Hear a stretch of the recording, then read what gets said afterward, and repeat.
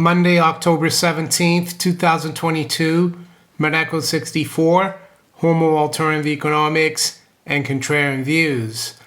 So today, we're going to look at how, as the world descends into an economic recession, inflation is still a nagging problem. So recently, we've had calls from institutions, even like the UN, who called on the Fed and other central banks to halt interest rate increases. And even though that's very unusual, I still think the Fed and other central banks, major central banks, will keep rising rates for the next few months. But I think they're very near a breaking point. And why do I say that? Well, we've got the IMF forecasting very little growth for the major world economies. As you can see here, they're seeing 1.1% growth next year for advanced economies. And usually institutions like the IMF, their forecasts are usually too rosy. We also have people like Jamie Dimon, CEO of JP Morgan, who a few months ago said the world faced an economic hurricane. And he's been right, I would say, with what's been happening in the markets since the end of September, especially in the sovereign debt market with the currencies like sterling. And just recently, he said that he's braced for stocks to go down another 30% in a severe recession by next year. And we even have President Joe Biden, who said he doesn't think there will be a recession, but if there is, it will be a very slight one. After November 8th, of course, they'll probably admit there's a recession because we've had 2 consecutive quarters of negative GDP in the US, first quarter and second quarter. I think they're just trying to make things look better than they are. And also recently, just last weekend, we're starting to see problems within not just the UK sovereign debt market, but also the US. Here we have Secretary of the Treasury Yellen.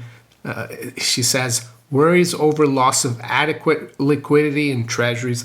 So what's going on in treasuries and other sovereign debt markets? Well, as central banks have been tightening and have stopped QE and are even doing some QT, the supply of treasuries and other government bonds haven't come down because government is still borrowing heavily, but now there's no one like central banks out there to buy those bonds, and that is a problem. So I really think we are, if not already, on the cusp of a global recession, especially in advanced countries. And what about inflation? Well, I'm going to show you a statistic pointed out by Lior Gantz. He's the head of Wealth Research Group. And this is what he said in his latest missive. Inflation has not improved whatsoever. And he's done some research, and I thought it was very interesting, and that's why I said in the beginning that inflation's still a problem. He says, the way I see it, and I've looked over 300 years of economic data, there are 0 examples, literally no instances, where the Feds or another central bank were able to drop inflation down to 2% from 8% in less than 7 years. So there you go. So that's why I still see the next decade or so one of stagflation, one of inflation, of course, slow growth, and I continue to see hard assets, precious metals, oil, energy continue to outperform paper assets like stocks and bonds. Stocks and bonds, of course, have been the star assets in the last 30 to 40 years, along with real estate. And I think that's shifting. It doesn't mean to say that those assets are going to crash all the time. It's just that they're not going to do as well as hard assets. And I think that is the trend for the next decade or so. And that's why we have partnered with Gold Royalty Corp, ticker symbol GROY. They're on the NYSE American Exchange. So today we're going to talk about Gold Royalty Corp and the concept of royalty or streaming mining companies. So in March of 2021, Amir Adnani, the CEO of Gold Mining, he incorporated a lot of subsidiaries and properties within the gold mining company into a royalty company called Gold Royalty Corp.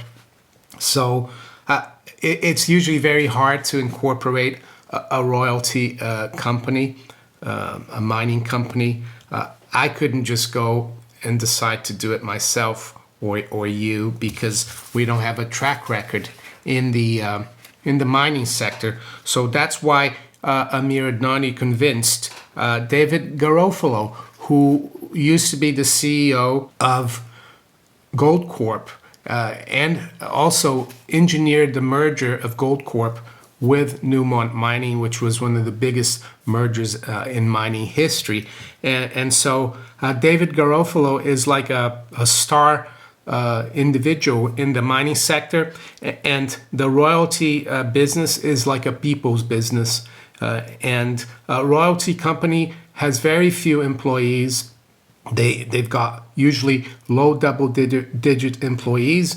And what a royalty company does, it contacts normal mining companies and proposes to take on a share of the company through a royalty in order to earn revenues. And that's what David Garofalo was brought in as CEO of Gold Royalty to do. And one of the most important things for David Garofalo is to create a royalty company that is around for 5 to 6 decades. That's what his plan is.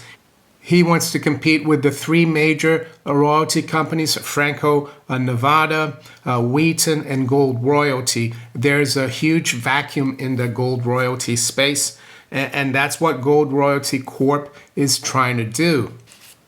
So I spoke earlier about the inflationary decade that we face, stagflation, pretty much like the 1970s. So we're going to go over what gold royalty companies do to protect investors from inflation. So royalty companies are insulated from cost inflation. Rising inflation causes real rates to decline, driving up the price of gold and proceeds from royalties. So while inflation supports a higher gold price, it also threatens the margins of gold miners. So what the Gold Royalty concept or Gold Royalty Corp does is it provides gold exposure while avoiding rising costs of development, labor, and raw materials. So royalty or streaming companies finance mines in exchange for royalties or streams or a percentage of the mine's revenue or production. And since royalties are extracted from a mine's top line resources, royalty companies aren't exposed to rising production costs like rising fuel and machinery prices, rising wages and labor costs, rising energy costs to power facilities. This enables royalty companies to have high margins and outperform both gold and other gold mining companies, as you can see here.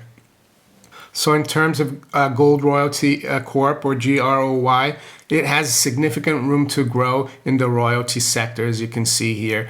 Of course, there's the 3 behemoths, so to speak, Franco-Nevada, Wheaton, and Royal Gold that are the big 3.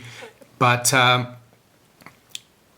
I've spoken to people involved with Gold Royalty Corp, and they think that David Garofalo is, for example, like Steve Jobs, just before he came back to Apple. They think he's going to do a great job with Gold Royalty Corp. So Gold Royalty's portfolio of over 200 royalties is anchored in the best mining jurisdictions in the world on high quality assets with the best operating partners in the sector. And the 3 crown jewels on Gold Royalties portfolio of royalties are the following projects. They're one of the largest North American gold mines. They have royalties on them.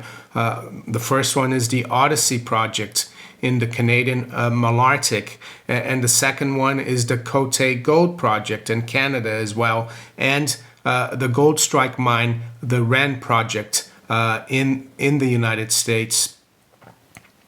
So aside from Gold Royalty Corp having great potential in the royalty sector, especially with someone like David Garofalo being in charge, we also have to look at the fact that since the IPO in March 2021, Gold Royalty Corp's share price has been halved, mainly because of the market conditions in 2022 that has affected all sectors. And the company's IPO round raised funds at $5 per share. And in this round, self-made billionaire Eric Sprott, self-made billionaire Rob McEwen, one of the best gold entrepreneurs ever, and other big institutions participated and put millions of their own money at risk. Some of them have 3-year lockups as well. So you'd be able to purchase Gold Royalty Corp for half of what these institutions and these mining billionaires did. And recently as well, we've had analysts give Gold Royalty Corp a target of $8.50 per share by next year. Yes, they have lowered it recently to $8, but with the share price trading around $2.20 or so, we think this is a great opportunity. Of course, this is our opinion on the company, on the markets, and we recommend you do your due diligence and that you check out GROY. I'm going to put a link below in the description to its corporate presentation, to its website. And I'd like to thank Gold Royalty Corp as well for partnering with my channel to bring this message to the public. And with that, I wish you all a great rest of the day. Take care. Bye.